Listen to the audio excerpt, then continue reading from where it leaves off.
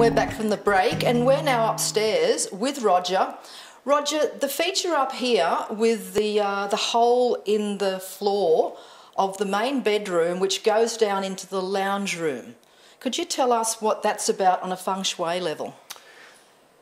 In Feng Shui, we always like to bring balance back into every bedroom, every house, etc. This architectural feature, which is very dominating for the space, creates quite a bit of unbalance here, in my opinion. So let's just examine it a little bit. Okay. Already the house has a lot of exposure, a lot of light. It's got a wonderful view to the ocean. Aren't they stunning? I mean, Absolutely. look at that. And you can see in one sense on the plan, when they were originally designing the house, why they wanted to have this sort of internal shaft of light and, you know, it's good for circulation, etc. However, let's just think about some of the disadvantages of it. Okay. For one thing, it just really dramatically cuts into the floor space of this master bedroom. Also, you've got what we call cutting chi. Look at this strong line here, and this particular corner over here, the way it cuts into the bed. So, you know, when you take into consideration, you know, well, do we really need more light? No. Right? Do we need more circulation? We've got plenty of circulation. All of those factors are quite yang, you know, the openness, the light, the exposure. So to actually bring a little bit more balance back into this bedroom and into the harmony of the house, I would be suggesting that they actually take this off, that they actually cover this over. You've got the advantage then of putting, you know, like a sofa and having like a, you know, you can have your morning coffee here, and stunning, wouldn't it? The family, you know, can really enjoy the space. And so that brings, you know, like a more solid element back into the space. However, it's really not going to interfere with the amount of light downstairs or the exposure or the fresh air. It's, I think in the long run, it's going to be very good Feng Shui to do that. Okay, the mind kind of goes overboard because, you know, as soon as I hear you suggest that, I think, oh gosh, if they put a deck out there going off the main bedroom. They don't really need another deck because, you know, you've got one deck downstairs already and a deck to the side.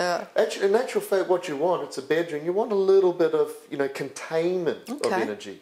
You know, a little bit of more quiet. You know, the rest of the house is what we would say quite yang. It's active space and social space with, you know, lots of, you know, openness. So let's quiet and sort of contain the energy of the bedroom. That way you'll have, you know, a little bit better sleep, it's better for the health, etc.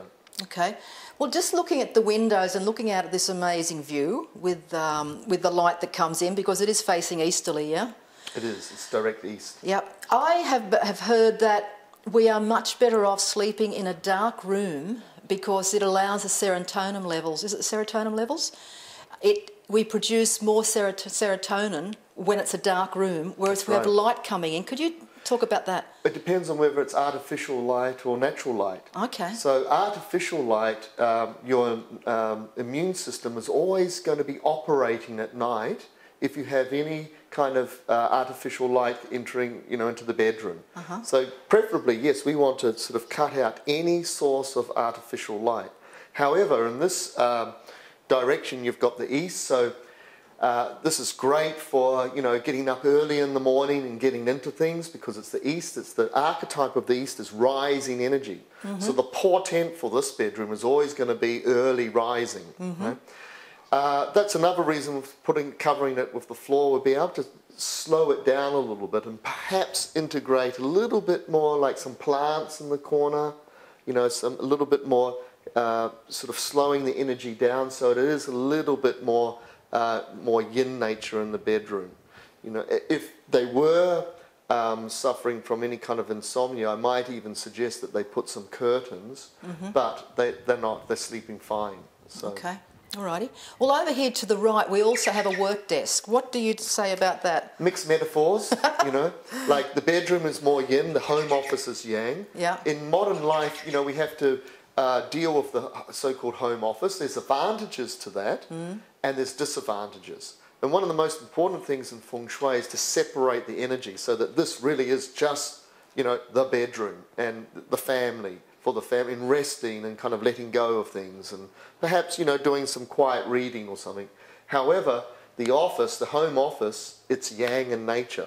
So that's what I mean by mixed metaphors. The yin and yang energies are sort of mixing not so well. And modern people can easily get overactive and always thinking about business. And when you have a newborn child in the family, you want the parents to, spend time with the family. Mm-hmm. And if they get too yang, always thinking about work, it can sort of create some friction and some more arguments.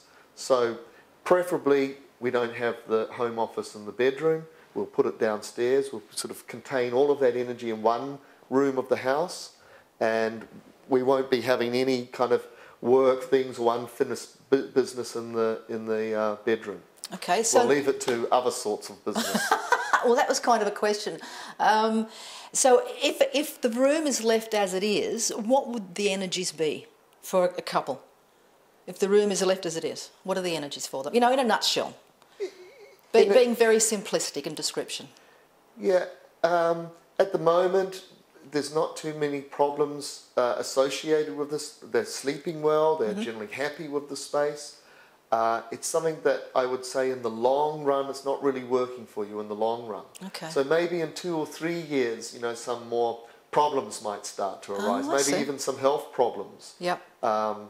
And maybe some, not, with the new child, some dynamics that way. So in a way, it's a little bit of preventive medicine that we're doing here. How interesting. We're jumping into the future a little bit and wanting to steer the destiny of the house in a positive way. Okay. So it is a suggestion in terms of Feng Shui to actually cover this up for those reasons. Wow. Feng Shui can be like that. It's about, everybody wants a positive destiny, and so it's like preventative medicine.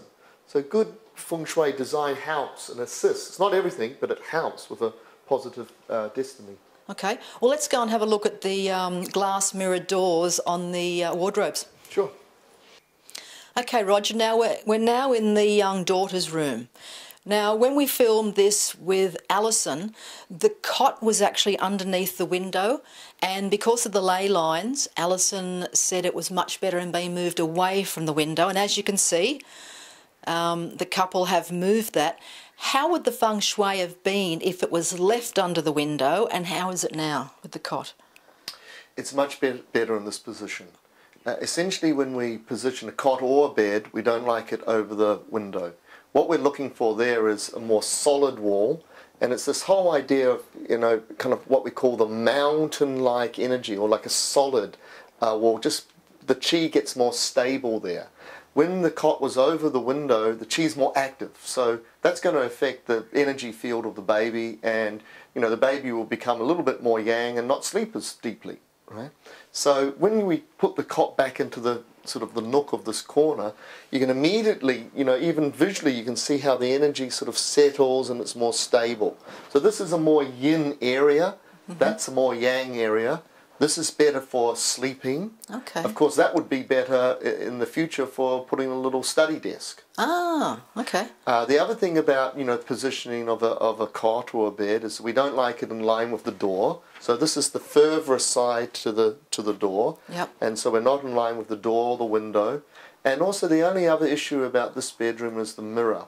So mirrors are yang, they expand chi. The whole function of a bedroom is more yin nature. We want energy to sort of go deep into the body and heal, the meridians and the organs, etc. at night. What mirrors do is they expand the chi, so essentially we're not great with mirrors in bedrooms. My advice would be to actually cover that over, so even during the day it might pay to sort of keep it. You could just put a little curtain rod in there, okay, and cover it over, and immediately the energy of the room gets a lot more still. And I think that's quite appropriate also for, when the child's playing during the day. It just kind of creates a little bit more, less, overactive energy. Okay. Fascinating stuff, because there's so many bedrooms that have the glass mirrored wardrobes. Yeah. They're very, very popular. Yeah. The general advice in Feng Shui is to just put a curtain rod in and select some material that will suit the rest of the room, and then at night at least you can take it over and immediately the energy stills down. Then during the day you can whip it back, and of course mirrors will always make a bedroom during the day feel more alived and, you know, more light bouncing around. But in this situation, we simply don't need it. We really want just, you know, quiet, stable energy. Yep, okay. Well, let's go on downstairs and we'll see what's happening down there. Sure. Come on down.